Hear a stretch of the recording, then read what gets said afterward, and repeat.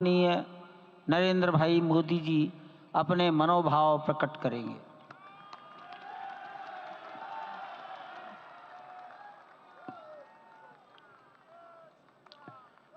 सियावर रामचंद्र की जय। सियावर रामचंद्र की जय। श्रद्धेय मंच, सभी संत एवं ऋषिगण,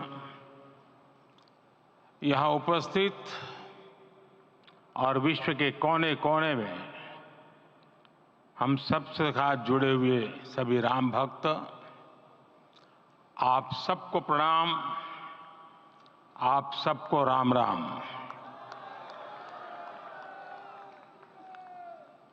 आज हमारे राम आ गए हैं।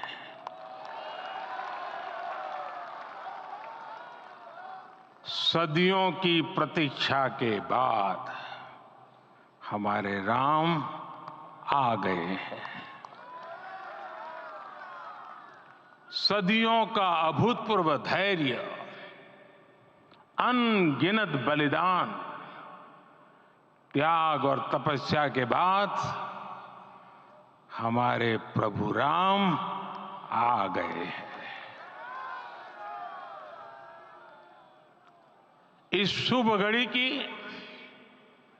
आप सभी को, समस्त देशवासियों को बहुत बहुत बधाई। मैं अभी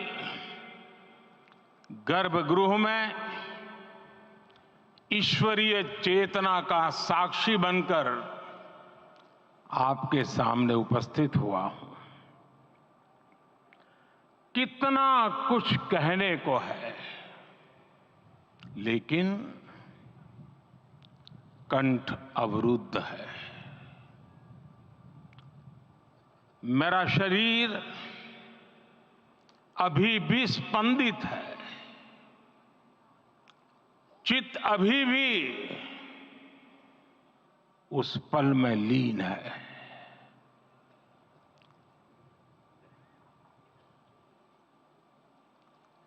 हमारे रामलला अब टेंट में नहीं रहेंगे।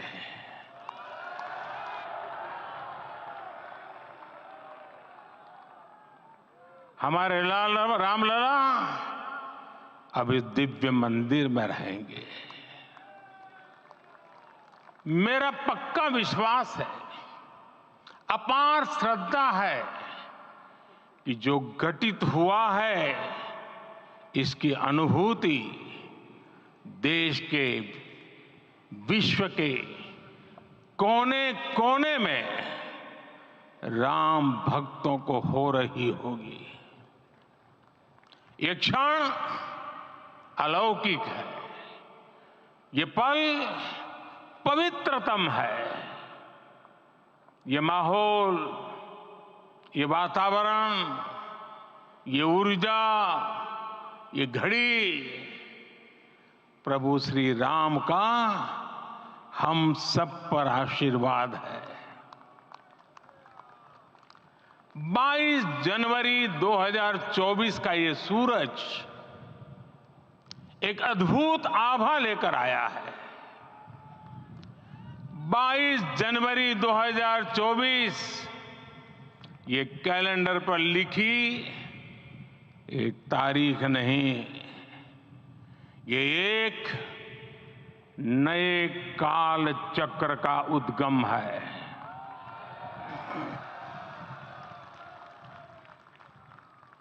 राम मंदिर के भूमि पूजन के बाद से प्रतिदिन पूरे देश में उमंग और उत्साह बढ़ता ही जा रहा था। निर्माण कार्य देख देशवासियों में हर दिन एक नया विश्वास पैदा हो रहा था। आज हमें सदियों के उस धैर्य की धरोहर मिली है। आज हमें श्री राम का मंदिर मिला है। गुलामी की मानसिकता को तोड़कर उठ खड़ा हो राष्ट्र, अतीत के हर दंश से हौसला लेता हुआ राष्ट्र ऐसे ही नव इतिहास का सृजन करता है। आज से 1000 साल बाद भी लोग आज की इस तारीख की, आज के इस पल की चर्चा करेंगे। और ये कितनी बड़ी राम कृपा है कि हम सब इस पल को जी रहे हैं, इसे साक्षात घटित होते देख रहे हैं। आज दिन दिशाएं, दिग दिगंत सब दिव्यता से परिपूर्ण है। ये समय सामान्य समय नहीं है। ये काल के चक्र पर सर्वकालिक शाही से अंकित हो रही अमिट स्मृति रेखाएं हैं। साथियों, हम सब जानते हैं कि जहां राम का काम होता है, वहां पवन पुत्र हनुमान अवश्य विराजमान होते हैं। इसलिए मैं राम भक्त हनुमान और हनुमान गढ़ी को भी प्रणाम करता हूं। मैं माता जानकी, लक्ष्मण जी, भरत, शत्रुघ्न सबको नमन करता हूं। मैं पावन अयोध्यापुरी और पावन सरयू को भी प्रणाम करता हूं। मैं इस पल दैवीय अनुभव कर रहा हूं कि जिनके आशीर्वाद से ये महान कार्य पूरा हुआ है। वे दिव्य आत्माएं, वे दैवीय विभूतियां भी इस समय हमारे आसपास उपस्थित है। मैं इन सभी दिव्य चेतनाओं को भी कृतज्ञता पूर्वक नमन करता हूं। मैं आज प्रभु श्री राम से क्षमा याचना भी करता हूं। हमारे पुरुषार्थ, हमारे त्याग, तपस्या में कुछ तो कमी रह गई होगी कि हम इतनी सदियों तक ये कार्य कर नहीं पाए। आज वो कमी पूरी हुई है।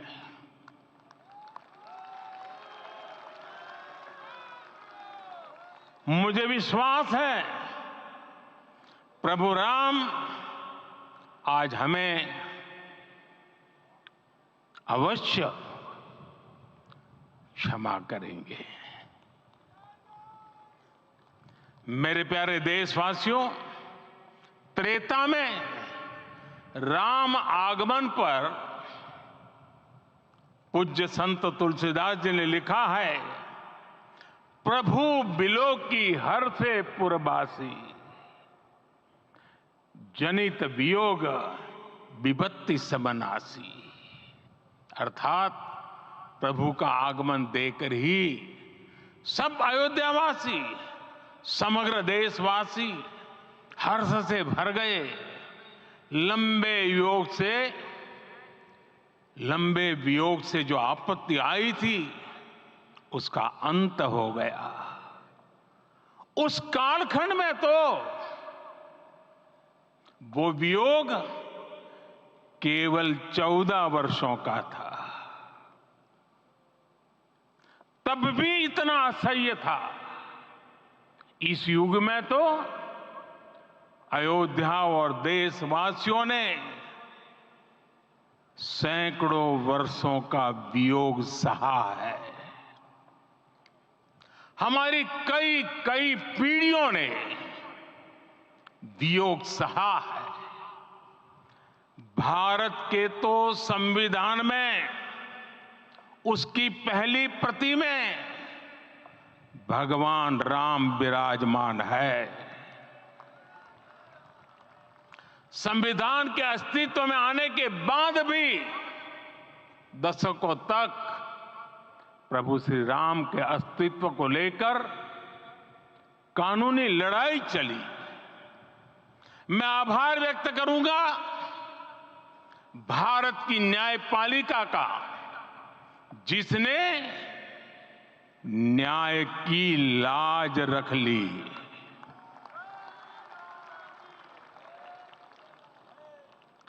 न्याय के पर्याय प्रभु राम का मंदिर भी न्यायबद्ध तरीके से ही बना। साथियों, आज गांव-गांव में एक साथ कीर्तन संकीर्तन हो रहे हैं। आज मंदिरों में उत्सव हो रहे हैं, स्वच्छता अभियान चलाए जा रहे हैं। पूरा देश आज दीपावली मना रहा है। आज शाम घर घर राम ज्योति प्रज्वलित करने की तैयारी है। कल मैं श्री राम के आशीर्वाद से धनुषकोडी में राम सेतु के आरंभ बिंदु अरिचल मुनाई पर था। जिस घड़ी प्रभु राम समुद्र पार करने निकले थे, वो एक पल था जिसने काल चक्र को बदला था। उस भावमय पल को महसूस करने का मेरा ये विनम्र प्रयास था। वहां पर मैंने पुष्प वंदना की। वहां मेरे भीतर एक विश्वास जगा कि जैसे उस समय काल चक्र बदला था, उसी तरह अब काल चक्र फिर बदलेगा और शुभ दिशा में बढ़ेगा। अपने 11 दिन के व्रत अनुष्ठान के दौरान मैंने उन स्थानों का चरण स्पर्श करने का प्रयास किया जहां प्रभु राम के चरण पड़े थे। चाहे वो नासिक का पंचवटी धाम हो, केरला का पवित्र त्रिपायर मंदिर हो, आंध्र प्रदेश में लेपाक्षी हो, श्रीरंगम में रंगनाथ स्वामी मंदिर हो, रामेश्वरम में श्री रामनाथ स्वामी मंदिर हो, या फिर धनुषकोडी। मेरा सौभाग्य है कि इसी पुनीत पवित्र भाव के साथ मुझे सागर से सरयू तक की यात्रा का अवसर मिला।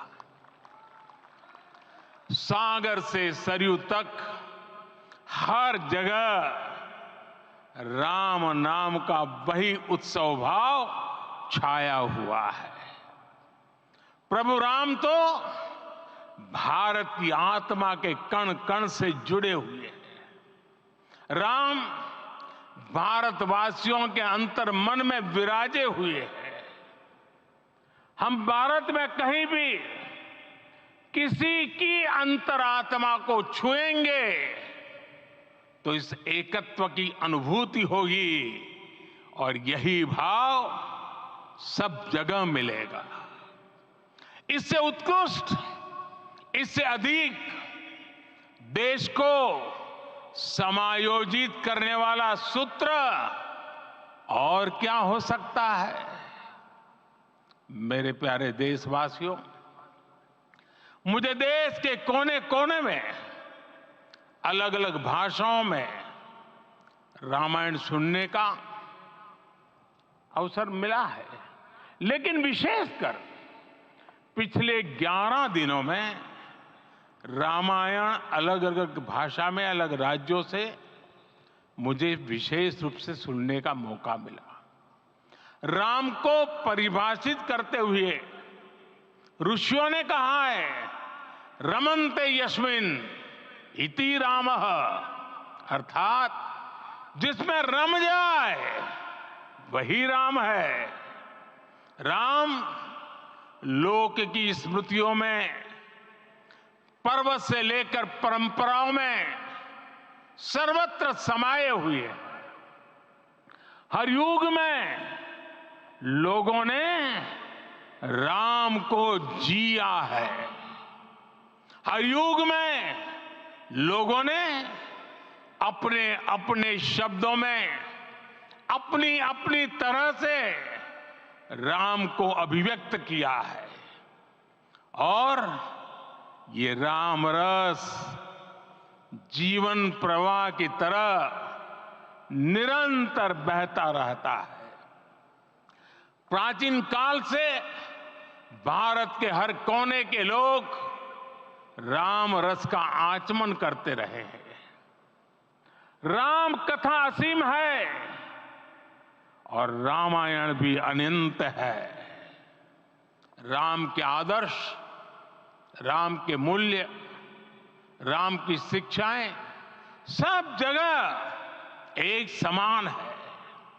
प्रिय देशवासियों, आज इस ऐतिहासिक समय में देश उन व्यक्तित्वों को भी याद कर रहा है जिनके कार्य और समर्पण की वजह से आज हम ये शुभ दिन देख रहे हैं।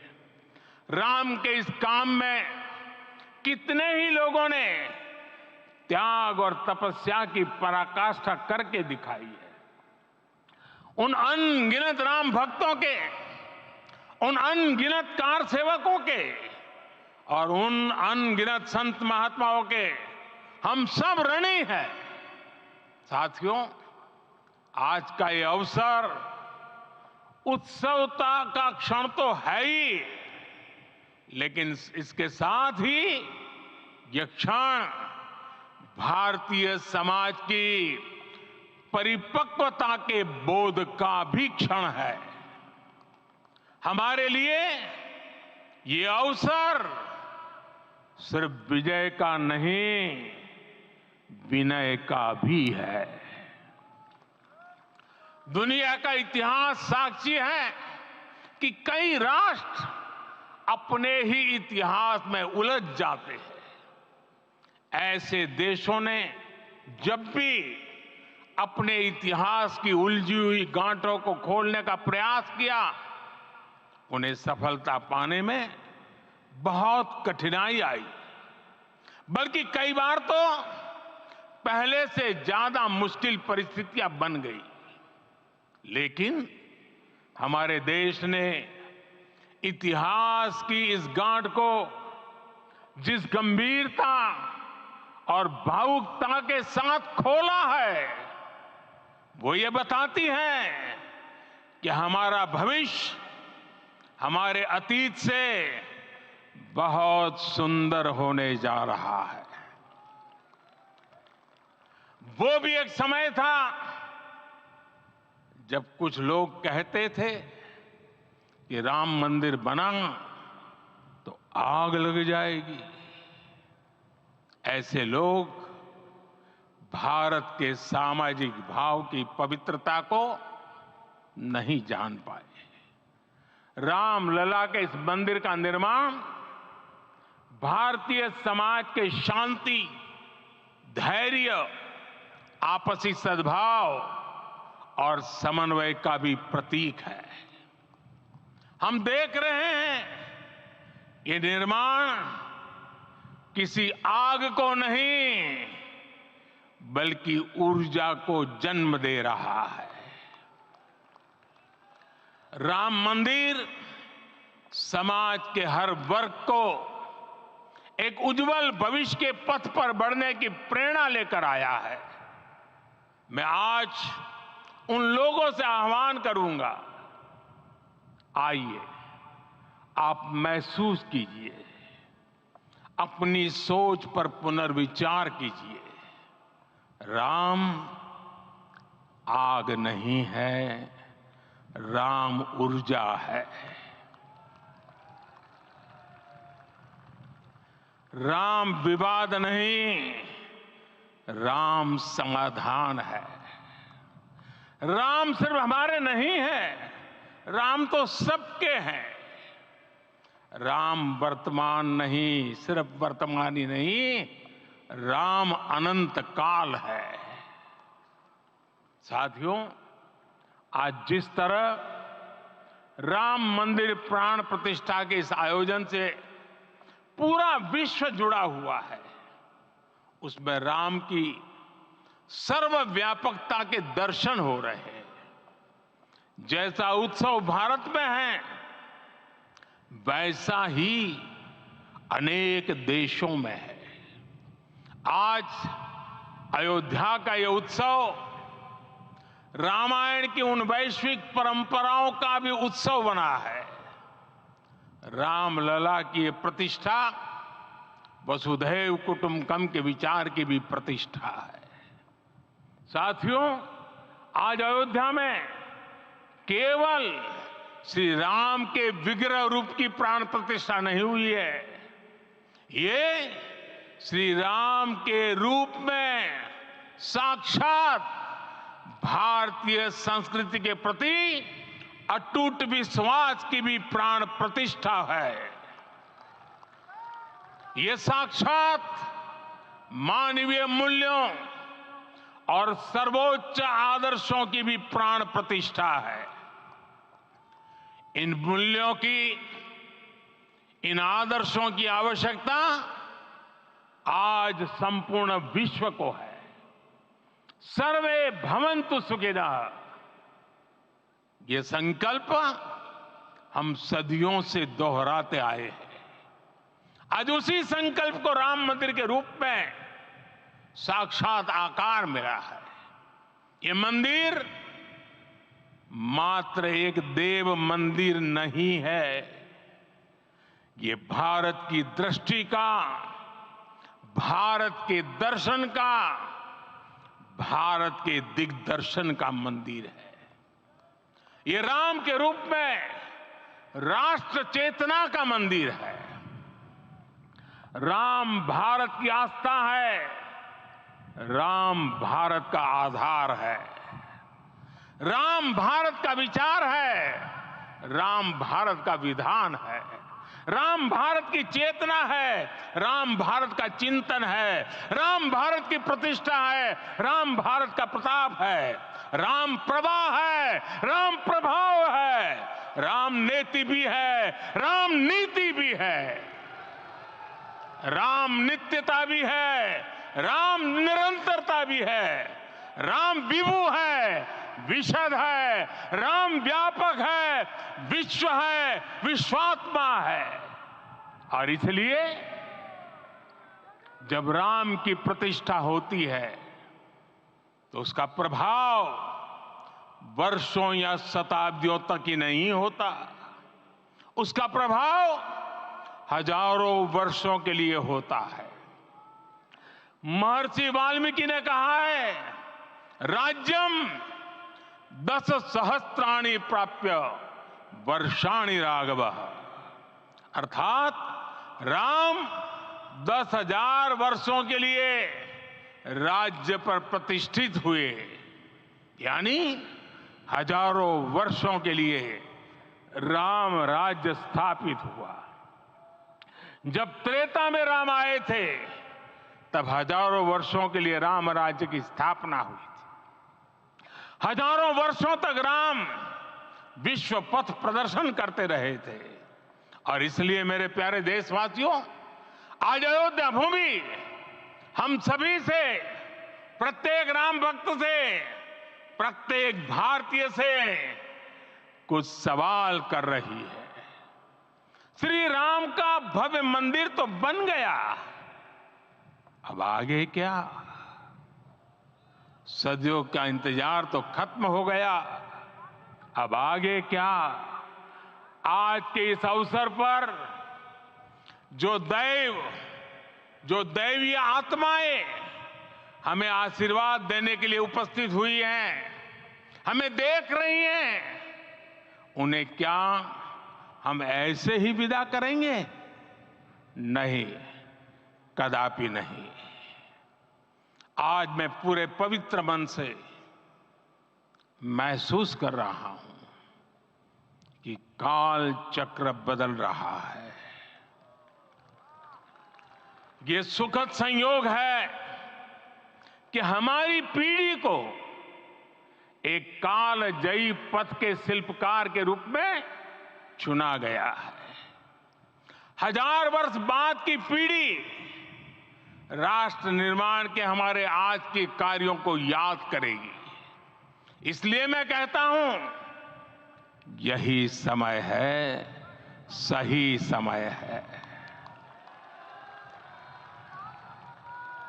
हमें आज से, इस पवित्र समय से अगले 1000 साल के भारत की नींव रखनी है। मंदिर निर्माण से आगे बढ़कर अब हमें सभी देशवासी यहीं इस पल से समर्थ, सक्षम, भव्य, दिव्य भारत के निर्माण की सौगंध लेते हैं।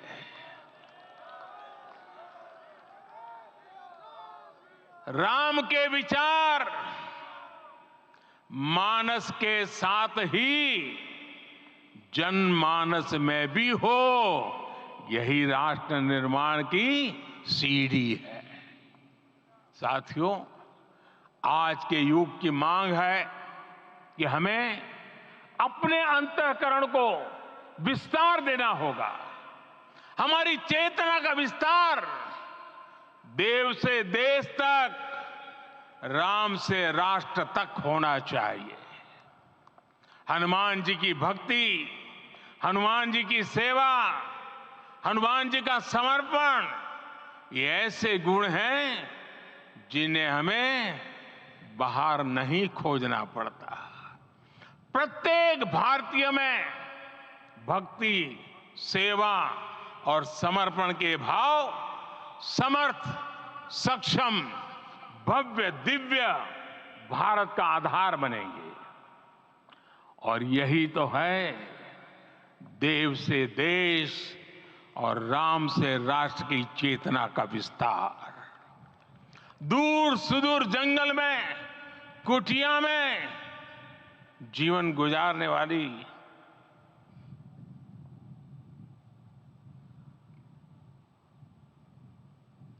मेरी आदिवासी मां शबरी का ध्यान आते ही अप्रतिम विश्वास जागृत होता है। मां शबरी तो कब से कहती थी, राम आएंगे।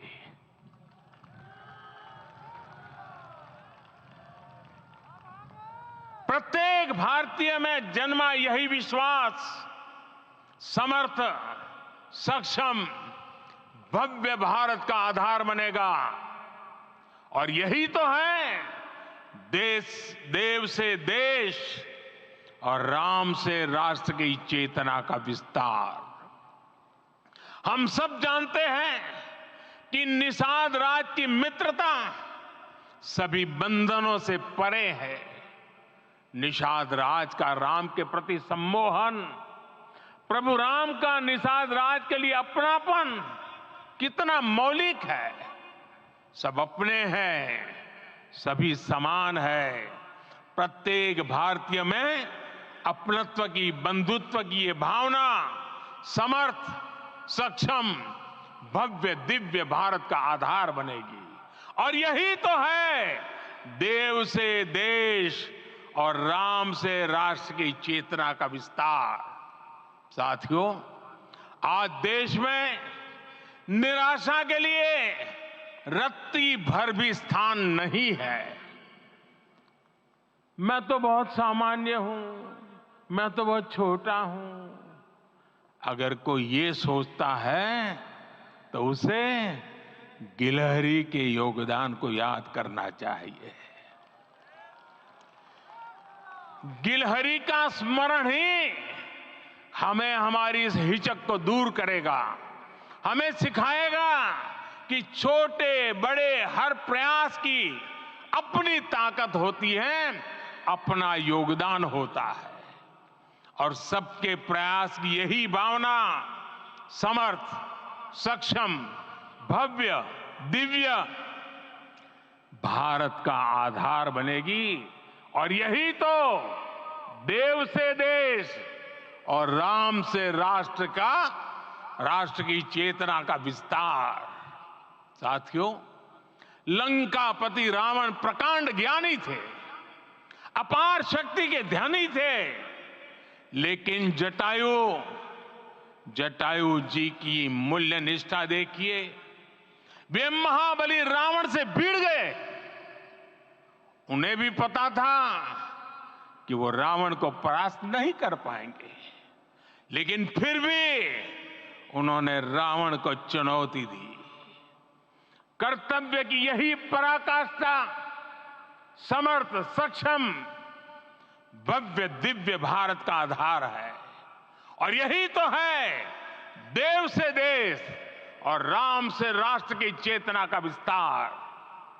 आइए हम संकल्प लें कि राष्ट्र निर्माण के लिए हम अपने जीवन का पल पल लगा देंगे। राम काज से राष्ट्र काज, समय का पल पल, शरीर का कण कण राम समर्पण को राष्ट्र समर्पण के ध्येय से जोड़ देंगे। मेरे देशवासियों, प्रभु श्री राम की हमारी पूजा विशेष होनी चाहिए। ये पूजा स्व से ऊपर उठ करके समष्टि के लिए होनी चाहिए। ये पूजा अहम से उठकर वयम के लिए होनी चाहिए।